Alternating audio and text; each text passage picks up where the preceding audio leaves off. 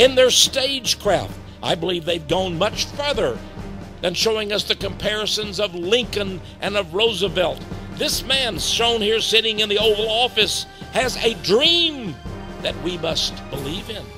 He is not only the President of the United States, but President of the world. And he gives these speeches to large crowds. Notice his words. For you to say that we are heirs to a struggle for freedom. We are a people of improbable hope, with an eye towards the future, with resolve in our heart. Let us remember this history and answer our destiny and remake the world once again. Thank you, Berlin. Notice his words. We can change the world. Yes, we can. JFK gave a famous speech in Berlin. In the world of freedom, the proudest boast is, Ich bin ein Berliner.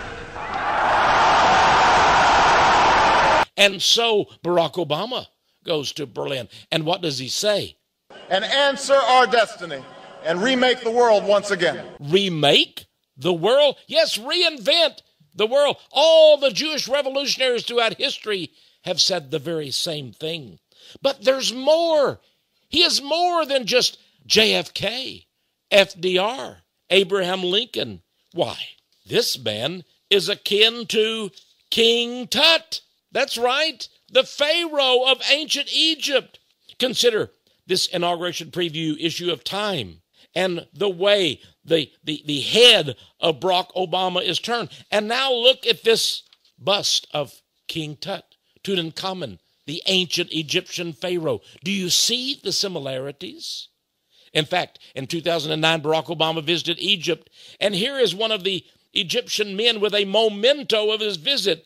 They began to sell mementos comparing Obama. They said he is the new Tutankhamun of the world, not just Egypt. He's the Pharaoh. In my own newsletter, Power of Prophecy, I asked the question, is he the second coming of Osiris, the Egyptian sun god? Is Obama the black Pharaoh? Well, on the internet, he is even more than that. Here we have him shown as the Caesar, Julius Caesar the Great. But it's Barack Obama. This amazing picture shows Brian Williams, ABC News anchor. He did a special at the White House. And when he came to Barack Obama to visit him, he didn't simply extend his hand. He bowed his head as if Barack Obama was royalty. We're being taught to love Barack Obama. He is a big brother type. It was Aldous Huxley, one of the psychological promoters of the New World Order, who in 1962 at a speech at University of California at Berkeley says this ultimate revolution with which we are faced will present to us a series of techniques which will enable the controlling oligarchy, the Rothschild Jewish Zionist Illuminati elite. The controlling oligarchy will be able to get people to love their servitude. We will love being the peasants, the Gentiles, the Goyim, the cattle, who willingly serve our master. And if we do not, well, this gentleman had this sign, this placard, to let people know who did not obey, who in fact would insult Obama, that perhaps they should be beheaded. Now, Obama is seen by some to go even beyond King Tut, even beyond the Pharaohs or the Caesars or Lincoln or JFK. Why? He's compared to Spider-Man or to the all-intelligent Mr. Spock of Star Wars. He's a Superman. This, indeed, is Barack Obama standing in front of the Museum of Superman in the Midwest. He is the one. You'll remember the Matrix movies. Here he is, fighting the bad guys, Barack Obama. And finally, we have this image of him shattering, busting out of the Statue of Liberty, carrying the torch of freedom and of knowledge. Barack Obama bringing us the change we need as Americans, and yet it's for the whole world. And of course, by his side, the lovely lady, Michelle Obama, shown here on the cover of Essence magazine. Obama is our father. He is our patriarch. And this is what the protocols of the learned elders of Zion that were published at the end of the 19th century, at the beginning of the 20th century. But look what they said even then. They forecast the blueprint for world domination by the Jewish Zionist Illuminati. The Protocols of the Learned Elders of Zion, Protocol number 15, says our government will have the appearance of a patriarchal, paternal guardianship on the part of our ruler. Our subjects will discern in his person a father caring for their every need. Is Obama our father?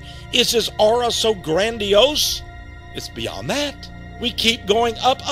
Why, he is approaching saintly status. He is a loving, holy man, full of tender affections for his human flock. Yes, he's our father. He's our patriarch. He is our loving father in heaven. Apparently, some believe so, or at least the internet images would indicate that he is a saint. He is, should I dare say it, he rises up. He rides the white horse. You see the white horse behind him in this picture. Obama is the one. He walks on water. He is worshiped and honored as the Messiah, as another Jesus. In fact, according to a poll taken by the Harris poll in March of 2009, it says that President Barack Obama has beaten out Jesus Christ as America's #1 hero. He's bigger than Jesus. And then we have this poster, all hail the God King.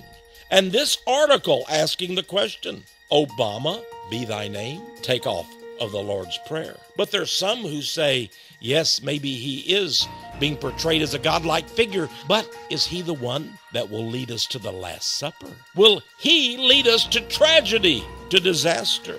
Maybe that's the meaning from the internet of the artist of this particular mural. Notice Barack Obama, the Messiah at the Last Supper, but on the wall behind him, we have the Soviet hammer and sickle, and we have pictures of Stalin and of Lenin. Yes, my friends, there's some who say Obama might be the Antichrist, that he might be a devil. Well, perhaps the real God in heaven will let us know what Obama is. And maybe he's already given us a hint of this when we look at what happened at Barack Obama's inauguration. What happened? Well, here we have Barack Obama in this picture, merrily taking the oath of office from Chief Justice Roberts of the Supreme Court. His wife, Michelle, holds the Bible as he lays his left hand on it, raises his right hand to give the oath of office. I, Barack Hussein Obama, do solemnly swear. I, Barack Hussein Obama, do solemnly swear. That I will execute the office of President to the United States faithfully. That I will execute the office of President of the United States. The office of President of the United States faithfully. But hold on. It appears there was a mistake. That Chief Justice Roberts blundered, and so it was decided there would be the taking of the oath a second time. And so in a side room at the White House, we had this oath taken. That's right. Barack Obama, as far as I know from history, is the first president ever to have to say the oath a second time, the day after, so that they could get it right. But hold on. Do you notice a difference between the first time he took the oath, with the whole American nation and the world watching on television, and now we have this little private ceremony where he retook the oath? Do you notice that anything is missing from the ceremony? You're absolutely right. There is no Bible. There is no Bible. Does this give us a clue to who Obama really is and what he believes? What does Barack Obama himself really believe about God? Well, in the speech at Notre Dame in 2009, Obama told us of his conception of God. He said, quote, "It is beyond our capacity as human beings to know with certainty what God has planned for us or what he asks of us." Is this true? Is it true that we cannot know with certainty what God has planned for us or what he asks of us? Then why in the Old Testament does it say that the steps of a righteous person are ordered by God? Look at what the Christian scriptures say. Jesus Christ seemed to indicate that we would know what the master had to say to us. He said, no servant can serve two masters. Jesus Christ said, ye shall know the truth, and the truth shall set you free. It appears that we can know the truth. And then finally, Christ himself said in the Gospel of John, it is recorded, his words, I am the good shepherd, and know my sheep, and am known of mine. Those who are the sheep of Jesus Christ the great shepherd, the good shepherd. They will follow only him, and they know what he requires.